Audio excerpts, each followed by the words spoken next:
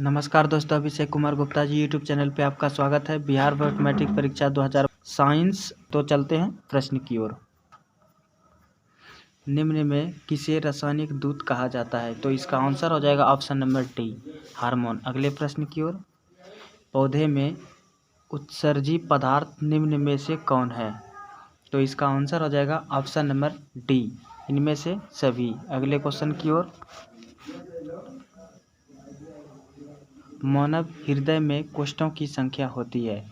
मानव हृदय में कोष्ठों की संख्या होती है, तो इसका आंसर हो जाएगा ऑप्शन नंबर डी, 4। अगले प्रश्न की ओर।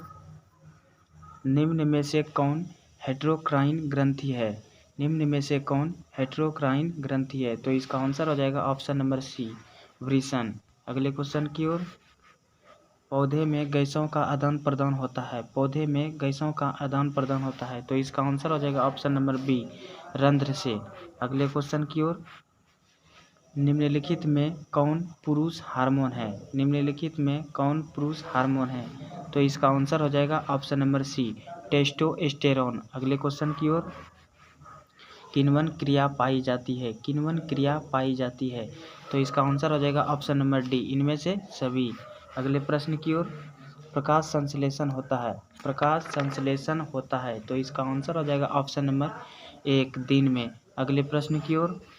एक वयस्क मनुष्य के दांत कितने होते हैं? एक वयस्क मनुष्य के कितने दांत होते हैं? तो इसका आंसर हो जाएगा ऑप्शन नंबर बी, 32। अगले प्रश्न की ओर।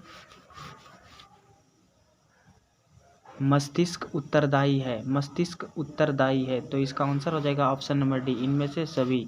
अगले प्रश्न की ओर। ट्रेकिया किस जीव का श्वसन अंग है? ट्रेकिया किस जीव का श्वसन अंग है? तो इसका आंसर हो जाएगा ऑप्शन नंबर एक, हाइड्रा। अगले प्रश्न की ओर। शरीर में भोजन का पचना किस प्रकार की अभिक्रिया है? तो इसका आंसर हो जाएगा ऑप्शन नंबर बी, अपचयन। अगले प्रश्न की ओर। पूर्ण विकसित अंडाशय कहलाता है। पूर्ण विकसित अंडाशय कहलाता है, तो इसका आंसर हो जाएगा ऑप्शन नंबर बी, बीज। अगले प्रश्न की ओर। एक स्त्री में कौन से लिंग गुणसूत्र मिलते हैं? तो इसका आंसर हो जाएगा ऑप्शन नंबर बी, XX। अगले प्रश्न की ओर। मृतोपजीवी का उदाहरण है। मृतोपजीवी का उदाहरण है, तो इसका आंसर हो जाएगा ऑप्शन नंबर एक, अमीबा। अगले प्रश्न की ओर। गाढ़ कोशिका की कौन सी भित्ति मोटी होती है? गाढ़ कोशिका की कौन सी भित्ति मोटी होती है? तो इसका आंसर हो जाएगा ऑप्शन नंबर एक, बाहरी। अगले प्रश्न की ओर। वायुमंडल में नाइट्रोजन की मात्रा होती है। वायुमंडल में नाइट्रोजन की मात्रा होती है 78%। अगले प्रश्न की ओर। प्रकृति में पृथ्वी पर ऊर्जा का मुख्य स्रोत। प्रकृति में पृथ्वी पर ऊर्जा का मुख्य स्रोत, तो इसका आंसर हो जाएगा ऑप्शन नंबर डी, सूर्य का प्रकाश। अगले प्रश्न की ओर।